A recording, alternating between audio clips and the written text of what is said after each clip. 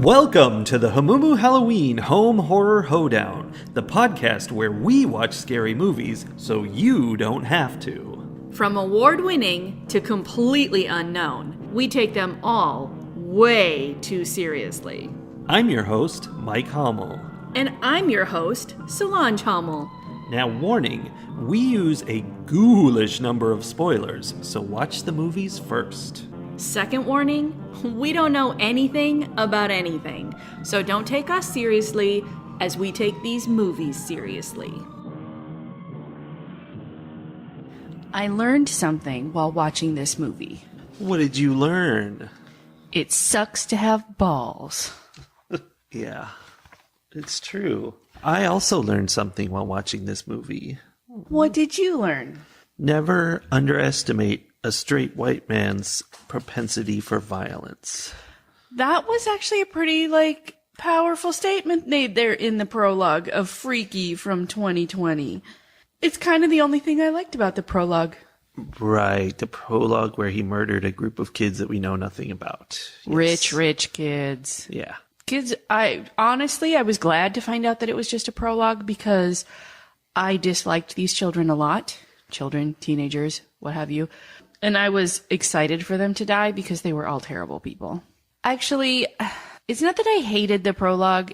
It was fine. I just felt a little betrayed at the end of it where I thought I was in the movie and I wasn't in the movie. And I was taking notes and getting invested in these characters and trying to figure them out. And then they were all dead. And I was like, ugh, yeah, wasted time. I know. I wrote down their names and everything. Right? I definitely thought the last one was going to be the girl and she was going to get Freaky Friday'd at the end of it. But instead she got impaled on a wall. She did get impaled on a wall. That group of people started my pattern here because I started with Isaac, who had death by wine bottle, which I thought was funny. And then I ended up doing death by all the way through and documenting all of the ways people died in this movie. And they were all ridiculous. I'm sure, but feels like people sort of stopped dying at a certain point when it was like, oh, all of these people are important characters. None of them can die. And he just suddenly couldn't get anybody killed. Well, there was a chunk of time, but then, fortunately, there were all those football guys. Yeah. So, football rapists and football homophobes, they were expendable. That's where I have some issues, because, wow. Yeah. I'm not even sure what's wrong with this. It's just these group of kind of unpleasant football guys flip on a dime to become gang rapists to be immediately killed. The movie said, we've got to have these guys be really bad so that they can be killed. When they're missing the point. It's a story about a crazed serial killer who murders everybody. It's good if he kills good people. That's what you want, not in real life, but for your story. Maybe he kills her mom, and then she's like, oh no, my mom's dead, and she's very motivated, and all of that. Here's the thing. I think this movie, being from 2020, I think there was a heavy, we're going to... I don't know how to say this without sounding like one of those people who's like, oh, everybody's woke these days. But this movie had, this layer of woke to it. Right? But in that way where you're going, oh, you've learned the words, but you don't actually understand what you're saying. Because it was trying to turn some things tropes on its head, and it was trying to be good guy, good, but it wasn't, because these people were legitimately terrible. And there's not there's a difference between the movies where someone is actually doing something different than the traditional. Yeah. I don't even know how to describe it without going way into detail. But for example, this movie was very much about a girl being victimized. Yeah. For the movie. But with this thin veneer of political correctness, see, the rapists were bad people. See, homophobia is wrong. The mean girl at one point is oh, are you hitting? She thinks a girl is hitting on her, and she's like, well, not that there's anything wrong with that. Yeah. But then she definitely thinks there's something wrong with it. Well, you are definitely hitting around the edges of this big feeling I had watching this movie of like they didn't know how to. You know what it's like? It's like Vince Vaughn. That's what this movie is like. This movie had a lot of Vince Vaughn. It wants to be in the modern era, but it doesn't quite get it. It's like, middle-aged and stuck in its old ways. And it's like, I don't know, like, one of the characters is gay. You guys like that? Yeah. Okay, here's the thing. Saving Grace, I think it legitimately was making a point about who a person is and whether it's their outside or their inside, which is who they are. That scene, yes. And so, like, not just in that scene. Like, there was a point even where Nyla, the smart black girl best friend, calls one of them out for. They're talking about the serial killer in the body of the teenage girl, and he says she. Yeah. And Nyla's like, pronouns, and he's like, oh, sorry, he. Like they were through the whole thing, they were very consistent about using the pronouns that were what the person inside the body identified as. True. Not as what the body was. And then there's the scene with the love interest, Booker, and the teenage girl inside the body of Vince Vaughn. And like, he's like, I'm still attracted. Like, they're acting like it's a teenage girl standing there, the girl he has a crush on. That was unrealistic, just so you know. I mean, I absolutely. Especially where he's like, is it weird that I still want to kiss you? And I'm like, it is, because that's Vince Vaughn. Well, also, I wanted to check IMDb for ages on whether it was okay for Vince Vaughn to be kissing this boy. I don't know. But he was probably like 30, so it's fine. I mean, it's possible. But in the movie, even, I was just like, this is... no, this is not okay. Because he's like 53 years old, something like that, and he's kissing a 16-year-old character. Yeah, this characters, it was not okay. Yeah, and they knew that, but there still was an actual kiss, and I'm just like, that's weird. I'm uncomfortable with this. But I liked the fact that they were making a very firm point about how you identify as on the inside is who you are. It's very important that we point out that this is a Freaky Friday movie in which a teenage high school girl swaps bodies with a old man, grown adult serial killer. Right, and maybe old man might be exaggerating, but like, I'm an old man. Probably late 40s, early 50s. Yeah. Serial killer dude. So that's why there's all this talk of bodies. Yes. But I think like it was a very overt like transgender rights kind of message over this movie, which really missed the mark in a lot of other places. Right. And it's weird because it's like kind of a light comedy, kind of high school comedy thing, while at the same time it's very gory, brutal murder stuff. Very all over the place. Okay, when you say it's light comedy, I truly and honestly had jarring moments multiple times while we were watching, because we were watching on Peacock and we have commercials. Yes. And it's like this, it looks like the movie looks like a like family friendly commercial. Like it has that kind of upbeat sound and very bright and colorful everything. And then it would switch to a commercial and I'd be like, oh, I didn't know this person was in. Suddenly there's a Jennifer Coolidge commercial on, and I legitimately had a moment of like, oh, she's in this movie. Nope, she's not. We have switched to commercial break. It didn't help that the commercial breaks just came in mid-scene, but like I couldn't immediately tell the difference between this horror movie and like a goofy ad for a credit card. Yeah, that says something about the style of the movie. So it was very silly, but it was also very, like, all of the ways people died were not nice. And most of the time I would see it coming and I would flinch away because I didn't want to see the mean shop teacher get sawed in half with a table saw. Yeah, he did. So, personal connection. Yes. This mean shop teacher who absolutely hated Millie for no reason. Like, I mean, she apparently came to class late often, but like, it's like this, she's not one of those standout bad kids. And the shop teacher has it in for her. He's so mean to her and so specific about it. This is my personal experience with my AV teacher. Oh, do tell. It was called TV and film class, which you'd think you'd be excited about getting into TV and film class. And I was. It was such a fun thing to be doing. And I was in there, everybody in there screwed around. Like, it was that kind of class. So there's I picture paper airplanes flying all over the place. Pretty sure that didn't happen, but that's how I imagine it. Ferris Bueller's Day Off a style. lot of talking going on. And I was there with a couple of friends, and we would be chatting in there. And he was on me, and he hated me, literally hated me, because one time I walked past him in the halls somewhere at the school, and I was like, "Hi, whatever your name is." I've forgotten because he's not worth it. Good. And he gave me a dirty look and grunted.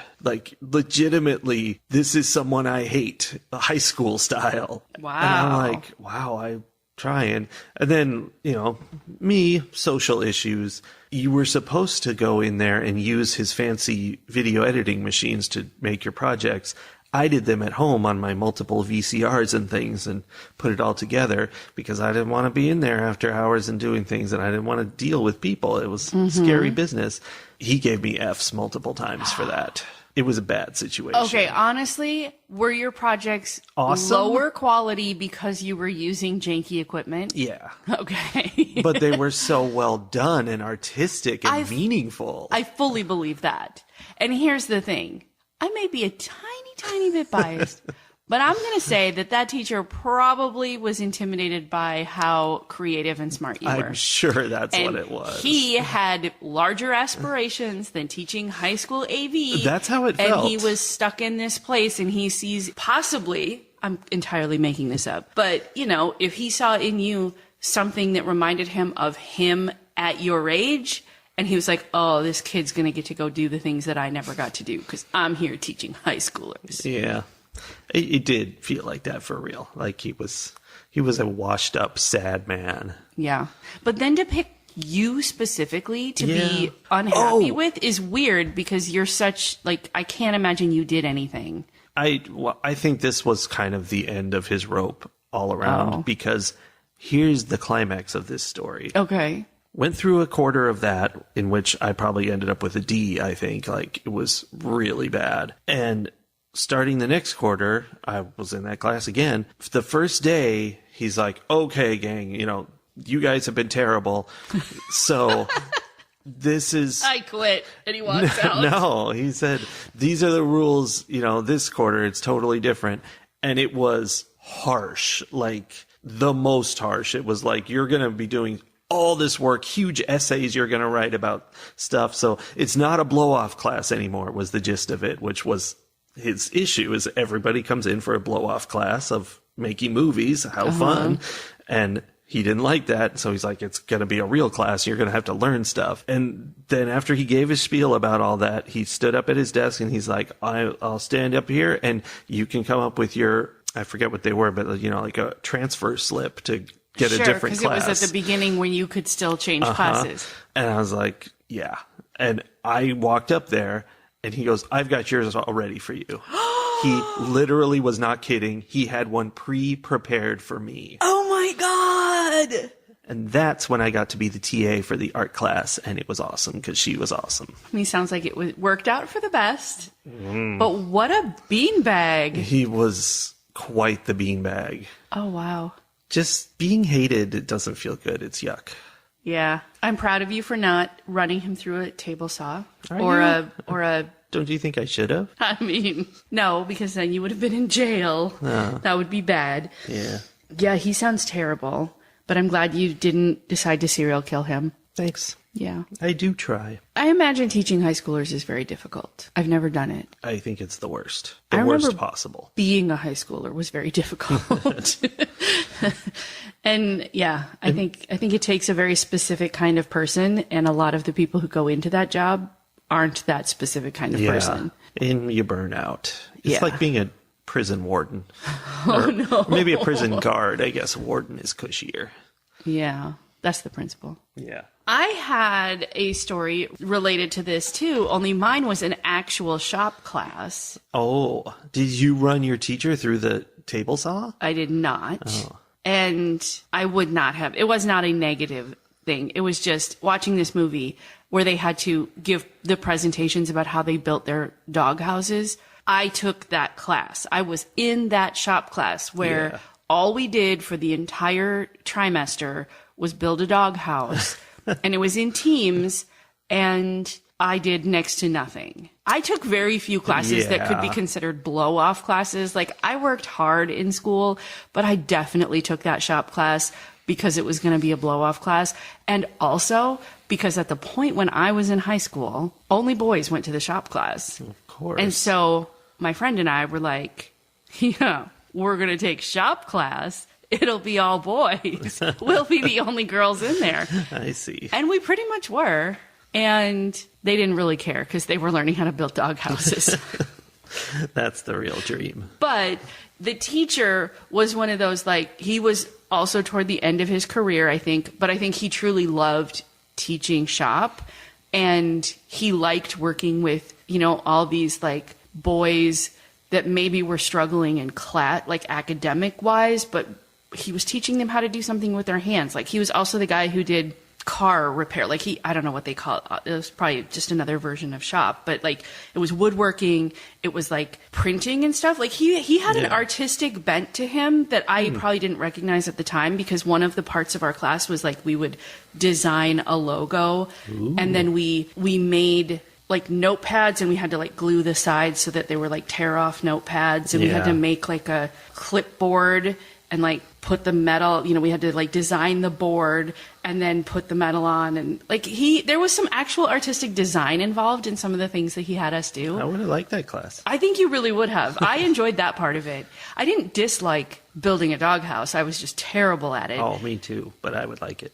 And he was like definitely old school in the sense where he was sort of like, okay, there's these girls in this class and I can't make them not be in this class, but I also know they can't actually do this. Of course. So as we did nothing to help build the doghouse, he did nothing to change that. Like, he was just like, yeah, sorry guys, you've got a girl on your team. That's how it's going to be. I mean, genetically, they're incapable. Right? So it was like the ultimate blow-off class, because the teacher legitimately thought we weren't capable of doing what he was asking us to do. It's really sad. I guess I didn't internalize that, because I knew how to, like, I knew I could have done it. I'm like, he could make me do this work and I could get good at it, but he's not going to, so why would I? Yeah. I can just flirt with the boys the whole hour. It was silly. So, okay, aside from making us reminisce about high school, what else do we want to say about this movie that we watched? That we need to discuss the nature of this serial killer, because there's a lot of different kinds. This was not the smart, calculating, genius killer. This was a maniac. He was someone who escaped from a mental hospital, lived in the old mill, surrounded by doll heads and barbed wire and like slept on a drop cloth on the floor. Yeah. He was not in good shape, not functional. Apparently had brown teeth, even though he actually had Vince Vaughn teeth that they hadn't bothered to color in any way. So he's this non-functional guy. The first morning that he wakes up in Millie's body, her mom makes her this fancy breakfast, and he eats it like a caveman. He's shoveling it in his mouth and just pouring things everywhere because he's... doesn't know how to use a glass. Yeah, he hasn't been a human being for 40 years. I don't know. And then, after that, he proceeds to do her makeup and hair better than she's ever done it. Yes. And have better fashion sense than she ever had. They skipped right over that, but she ends up at school dressed up all nice and with excessive makeup that's very nicely done professionally by professional Hollywood makeup artists. One would think. And I was like, no, with the way he was eating, he would have made her a clown face. He wouldn't have put makeup on her at all. Sure. He wouldn't have changed her clothes. But he might have done that. He might have been like, I'm a pretty girl, and, you know, made it horrifying. Like, that makes sense for the character. It was weird. Well, because he was there was the caveman aspect of him, and then he kind of switched to a thinking kind of a serial killer because, I don't know, maybe being in her brain changed him in some way. It helped. Because he definitely started using the fact that he was in this teenage girl's body to get away with things. Like, you know, he was about to get caught doing something, and he's like, oh no, I'm just a girl, you know, that sort of thing. And of course, then people would just ignore him. The cops walk by him, ma'am. Yeah. Although why they ma'amed a 16-year-old girl, I don't know. Probably because the actress was like 30. But he became a manipulative kind of a character after being someone who couldn't eat properly. Yeah. Which felt weird. Yeah, I mean, he was like a Jason kind of guy. You know, he wore a mask and he stomped around in the dark and threw people into spikes. The mask was very reminiscent of Jason. Like, yes. I feel like it was like a leather mask. Like, I feel like it was maybe made out of someone's face. Weird. It actually came from the wall. There was a shot at the beginning during the prologue in the fancy guy's house who had all the fancy relics. The art collector. He had a wall full of masks and one was missing. Oh, that's where the I didn't mask came catch from. that. Yeah. So, yeah, it was some kind of fancy mask, but essentially it was the shape of a hockey mask, and it was kind of pale and had holes for eyes. Yeah. Like, it looked Jason-esque. Very much so. There was a point where one of the girls starts to run away from him. Oh, I think it was Millie when he was first attacking her, and he's like walking up to her, and she starts to run away, and he just starts walking faster, and I was like, oh, it's going to be one of those things where he never runs, but he's still faster than she is. But then he started running. Which that's kind of disappointing. I was disappointed. It was. Back to this whole woke, not woke, what is this movie doing? Mm-hmm. A major portion of this movie, of the things the movie talks about a lot, is that now that they've switched bodies, she's very powerful in his strong, big body, and he feels very weak and incapable. And, like, there's a bit where, like, the boyfriend guy is like, oh, but your strength isn't there. It's in your head and your heart and whatever. But mostly, the movie was, like, really stuck in this idea of, like, women are weak. Sorry, that's just how it is. I was actually really annoyed by the ending where she's like, I've learned something. And I was like, you've learned that your strength is in your head and your heart, and you're going to, like... do something clever. Right. Be smart and overpower him. No, it was just that it sucks to have balls, and she kicks him in the nuts. And I'm like, okay, well, yeah, okay. But what an easy way out for the movie. And, you know, she learned nothing. And what is that saying about the dynamics between men and women and where power lies? And, like, women's only power is in, like, low blows and dirty fighting. Like, I don't know. Yeah, it was bothersome. Yeah, also, he had, weird. like, that freakish strength that they give to, like, people with mental issues. Like, somehow makes you... He's very like Jason. Yeah. But they used that to be, like, a stand-in for just being a man. Basically, she's like, now I'm a man and this is what it's like. And not really, I can't throw people across the room. I did like that they talked about, like, that is an issue, and they were on the right side of that issue of, like, look, we have two different experiences, because she was talking to the teenage boy. And I think, like, the point was that she and the teenage boy had two different experiences, not that she and a 48-year-old man had differences, you know, like, it was about the world, and I liked that, but then it didn't go anywhere. She didn't learn anything from it. Yeah.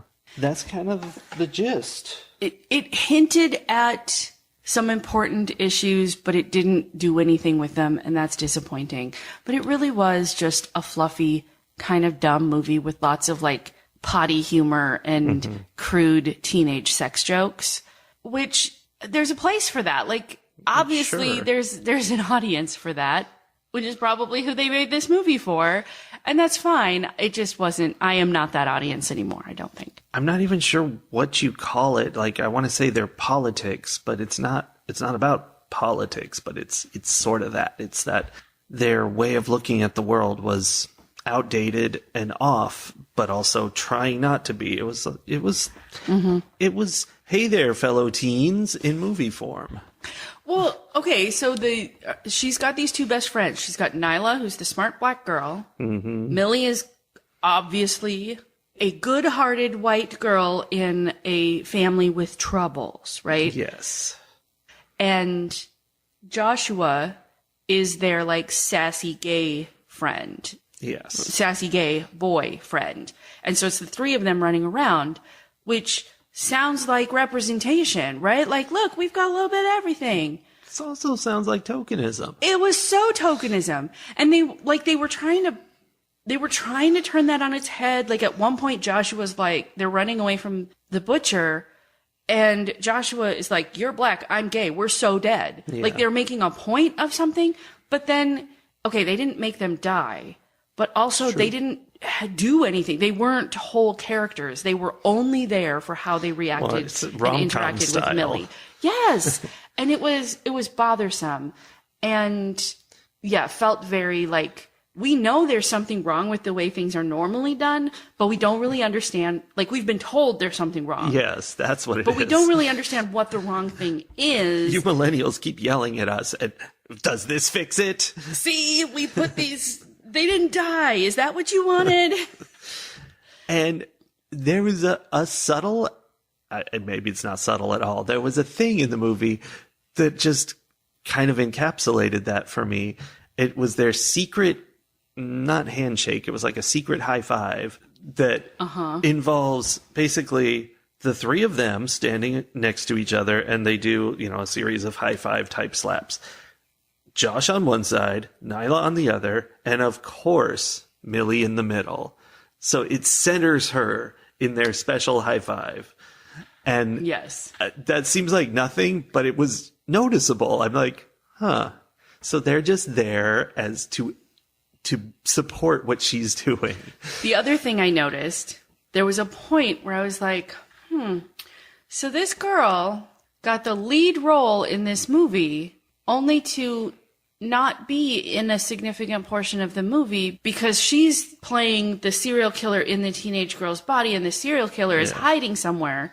And Vince Vaughn, playing the teenage girl in the serial killer's body, actually gets all the scenes. Yeah, most of it. So in a movie where they're trying to make these points of like, we're woke, they actually, I think centered is the perfect word for it. They centered the white girl, and they centered even more so the middle-aged white guy in this teenage movie. Because it could have been done. Like, imagine if this movie wasn't, I'm a teenage girl trapped in a 40-some-year-old guy's serial killer's body. Everyone is afraid of me. I'm a monster. How do I make my friends like me? If it wasn't that, imagine if we had followed the teenage girl actress and it was, I'm a serial killer. I now am in this body that no one is afraid of, but I can also, I can't use my intimidation. Like, people don't run from me. I'm not getting the thrill that I normally get, but I can also use that to do way more damage. And then like it could have been a whole different, very interesting movie if it was that. That's the thing they were thinking about. Like, they had her magically, I don't even know how this is possible, but first of all, the principal canceled Homecoming because people are getting murdered. Eventually. But then she magically arranges it so that all the kids get together at the old mill where she sleeps with, he sleeps with his doll heads. I mean, it was sexy girl magic because she put on the right makeup, did her hair the right way, put on a leather jacket, and now she is the most beautiful person anyone has ever met. Yeah, obviously. Somehow, though, everybody decorated the old mill with lights and everything, and it was just there, and it was a whole big party, and everybody knew it was there. There was no discussion about so we have to clear out all these doll heads and jars of and pee junkies and right, the guy. What do we do with this guy who's asking me for drugs and offering sexual favors in exchange? Yeah, so that's insane, and the implication was that he was planning this to be like a mass murder of some kind, although he didn't have anything set up. I totally missed that because it was so... Yeah, I think you're right, but also it was so vague that I just was like, Yeah. whatever. I mean, it missed should have been this elaborate saw trap, but it was nothing. Although I don't know when he would have had time to set that up anyway. During all the scenes where he wasn't around. Yeah, I think it could have been a really interesting movie if that's the way it went, because we would have gotten some of that same, like, the difference in privilege between men and women, men and teenage girls, but it would have been from a different perspective, and the girl would have had the opportunity to be, like, the actual lead of the movie, and I don't know. Well, here's what I had been expecting out of this movie and was disappointed not to get. I thought the swapping between the two was going to result in the serial killer experiencing, a good family life, like a mom caring about him and stuff. And he would be like, oh my gosh, what's going on? And, develop connections and, like, become a better person because he's getting something he was lacking his whole life. And I don't know what she would have gotten. Confidence is usually what they get out of being serial killers. But, something like that where it's like something emotionally gets resolved instead of just he's still a monster and he's doing everything he can to kill everyone. Right. There's this moment where the mom is talking to her daughter through the door, but she thinks her daughter is a guy who's trying on polo shirts. And they have this, like, emotional exchange, and they kind of bond over, or they get to talk about how they feel about this, the trauma in their family. And it's very sweet, but then because the mom thinks it's a guy trying on a polo shirt who she just suddenly discovered this, like, dude with emotional intelligence. She's hitting on him and, like, asking him to go out on a date. And for a moment, because I kind of thought the same thing that you thought, like, that there was going to be, they were going to fix this serial killer in some way. And I'm like, oh my gosh, is this serial killer? Are they going to swap bodies back? And then somehow this serial killer is going to end up being her stepdad? Yeah, exactly. I mean, like, he literally killed teenagers every year. That is, in effect, like, that would be a more outrageous movie than this one, but more fun. Yes, that would have been more like Edgar Wright kind of style, where it's so ridiculous, but also kind of funny. I don't know. I will say, one of my most favorite things is when two people who have very different styles do a good job of pretending to be each other. You always like it. I love that so much.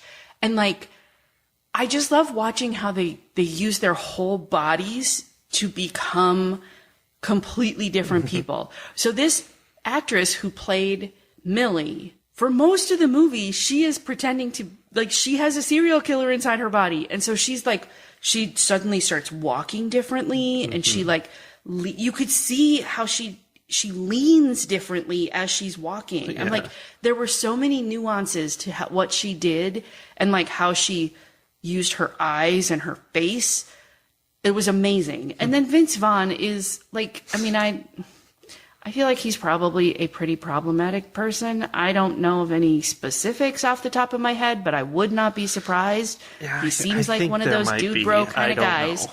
But he also did a good job of, like, he ran differently. He held his arms and his hands in a way where I'm like, oh yeah, you look like a teenage girl right now in the way you are moving your body. And that's very impressive to me. Yeah, it's fun. I do enjoy that. I have one more complaint about how this movie missed the mark of understanding how the minds of people today, which again makes me feel like this movie was made by older people than should have been making this movie. Yeah. Was it how they had a high school install a cryogenics machine in the kids' locker room that goes to negative 300 degrees? That was not it. That was just, I was just like, yeah, no, that didn't happen. That's not real. No, it was that at the homecoming dance in the mill, Millie's older sister, who is a cop, shows up, and in the middle of a crowded room of people, shoots her gun into the air. Yes. And they all, like, they ran, but it was the run of, like, oh no, we have to get out of the way so this cop can save our lives. Not, holy crap, there is a gun firing off in this crowded room. Everyone lose their crap. Yeah. Like, today, teenagers in 2020 who hear a gunshot have a whole level of lifetime panic built behind it. Like, yes. They would have responded differently. That was the response of people who went to high school when you and I were in high school. Yeah. Where you're like, oh no, what's going that. on? Was it set in the present? I think it was. Yeah. Yeah, there were cell phones and stuff. Yeah. But it felt like a 90s situation. Yeah. It was off. It was weird. Yeah. Actually, there were 2 instances where cops shot their guns in the air. One of them, I guess that one, was indoors, just shooting into the ceiling. Yes. I mean, it was the abandoned mill, so who knows? But yeah, just... You don't do that. Also, during the climax, again, the cop sister comes in. Something happened earlier where she definitely would have had questions in her head, right? Yes. Like they locked her in the cell. They didn't actually explain. We don't see her actually start to understand what's going on. But Vince Vaughn locks the sister in a cell and then like says something that only her sister would know. Yeah. And then runs off. About her dead baby gerbil or whatever. Yes. She's like, I thought your gerbil, I truly thought the gerbil could swim. I'm so sorry that it died, whatever. Yeah. And then runs off. So that cop sister has to have some kind of question in her mind about what's going on. Mm-hmm. Everyone else made the leap immediately. I would in keeping with the lore of this movie, that cop sister is like, body swapping? Could it be? Like, yeah, because I had that problem with an earlier scene where Vince Vaughn, as her, comes and meets up with Nyla and Josh, and they're like trying to kill her because they're like, oh no, serial killer after us. And she's trying to explain, no, it's me. 2 seconds, they're like, oh, so what we have to do is ask you special questions to verify that it's you. Oh, yeah. That doesn't make any sense. You're a serial killer who's probably lying to us and we're going to get out of here. Yeah. No. So definitely the sister would have the thought that maybe that dude is my sister and that girl is a serial killer, right? That's in her mind. She shows up moments after they've swapped bodies. Swapped back. Yes. And immediately puts several bullets into Vince Vaughn. Yeah. And I'm like, that was really? risky. We're not going to stop and have one moment of like, hey, you're not going to... I mean, the one friend did shout, shoot that lovely, charming man. So maybe she was like reacting that quickly and was just like verified, okay, everything's fine, everything's back to normal. But she didn't know what was going on, so she had no way of knowing there was a way to fix it, what the way was, anything. Well, see, I interpreted that the other way around, which is that I kind of forgot about the whole gerbil story and like that she was just super confused, but thinking in normal terms entirely, that Millie was Millie, Vince Vaughn was Vince Vaughn, and so she's like, here's the killer, I'm going to kill him, which makes sense, except that there's so much she didn't understand about what was happening. Yes. Very confused. And even if that was the case, again, it goes back to this movie was not written or directed by someone who has the entire lifetime of gun violence that the people this movie was written for have. Yeah. Because even I was like, oh, we're just shooting guns all over the place willy-nilly. We're just making permanent decisions without all the information. I mean, that is how we're cops just cool work. with that. And that doesn't read as 2020. Like, that's not okay anymore. The way it was when we were kids and like cops immediately were coded as heroic and always right. That's not what people assume anymore. No, they don't. I struggled with some of that.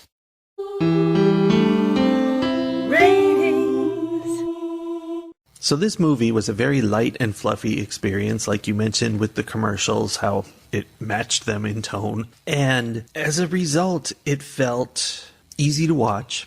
But at the same time, I spent the whole time just kind of trapped in these thoughts about the politics of it all and how off all that was. Like, it's hard to even describe, but if you watch it and you're young, I think you'll be like, what is happening here?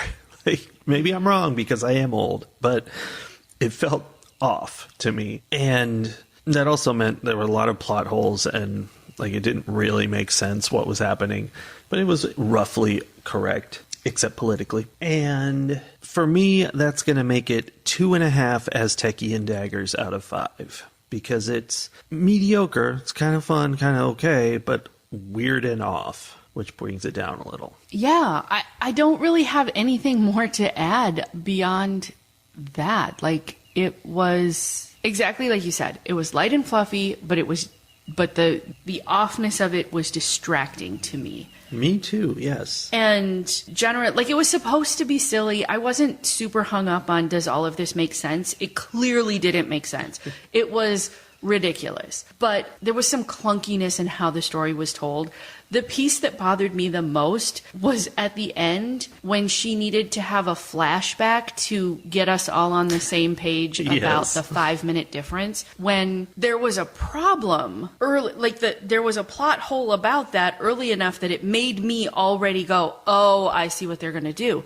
Because he sets her watch for midnight because it has to be done by midnight. He sets her watch for midnight. I'm like, dude, if that timer goes off at midnight, it's too late. Like, don't you want to have the timer go off a little bit in advance so you're like, last chance, like, get it done? And so in my head, I was like, this is a plot hole. This is a problem. You can't set the timer for the last, for the end point. You have to give yourself some time. And that's what made me realize, oh, right, he did the very obvious thing earlier where he was like, I always set my watch 5 minutes early, and that's always saved my hide. And so I definitely didn't need their clunky flashback because I had figured it out 5 minutes before. Whenever you see a flashback, it's like, oh, this is a big, important thing. But no, it's just the tiniest, most obvious thing you couldn't have missed. And I think they were trying to be like, oh, get it? It's not 12 o'clock yet. Like, we didn't have any way of knowing what time it was. They could have avoided the clunky flashback by just putting like a clock somewhere or some other kid having a watch and going, oh, it's not actually They midnight. added a comment. They were like, but where are the bells or something like that? Apparently something was going to chime bells at midnight. Yeah, but you know what? They had never established that there was a thing that chimed bells at midnight. So when they said that, I was like, what bells? What are you talking about? Yeah, I was annoyed by that, and it was stupid. There was no reason to care except that it didn't fit the way that the rest of it had gone. So yeah, okay. I think if they had done a better job of being accurate in terms of the like general vibe of people of 2020 and it didn't feel like that Kids in the Hall sketch, I would have liked this movie more. I actually would have liked it a lot, I think. It's dumb fun. Yeah. But because there were enough things that made it off, like I probably would have given it a 3.5, but because of the problems with it, because of the gun shooting thing, because of the completely unnecessary homophobia, and like there are ways of showing that these people are dirtbags without actually being dirtbags out in the open, you know, like subtlety maybe. Yeah. That would make me drop it down to a 2, but I'm going to give it a 0.5 point because they made some really strong pro transgender rights messaging that worked. So now that all brings me to your same score of 2.5. Okay. Aztecian daggers. We got there in the end. Took me a minute. There was a lot of calculations to go into this one. Sure, I understand. I still enjoyed watching this movie more than I've enjoyed watching a lot of the movies we've watched recently, though. So if you can turn your brain off, and that's a thing you like, that's the kind of thing. Watch it. That's why I want to note that this movie is actually rather highly rated, and like I see lots of really high reviews for it, and that's says a lot about people. I'm sure the people in charge of making decisions in Hollywood right now, the age and gender of those folks, they were like, look at this amazing thing we did. We did a thing. It's so good. Look at how progressive we are. Mm-hmm. Yeah. No. Oh, the other thing, though, is as much as we have said light and fluffy, this is not a kid movie. Like, no. The deaths in this movie are very much on screen and are very graphic, and there are some pretty raunchy jokes told. So, a lot of profanity. Yeah. Yeah. That is one freaky little movie we watched, so we'll have to see what comes our way next week as we sit in the dark and illuminate things with a light. on the flippity flop. It's getting a little clunky. Bye, everybody. Bye.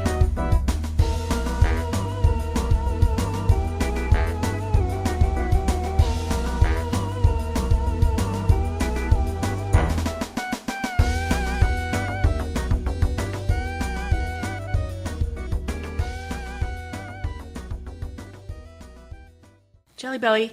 Don't chew your jelly bellies while we film our podcast that is not on film.